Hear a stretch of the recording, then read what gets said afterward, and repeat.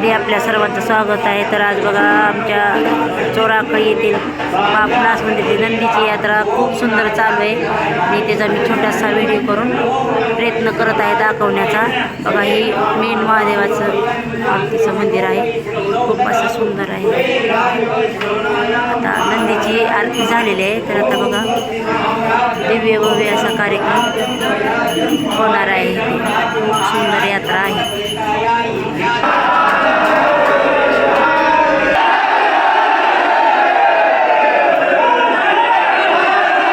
एकदम टाकू नका।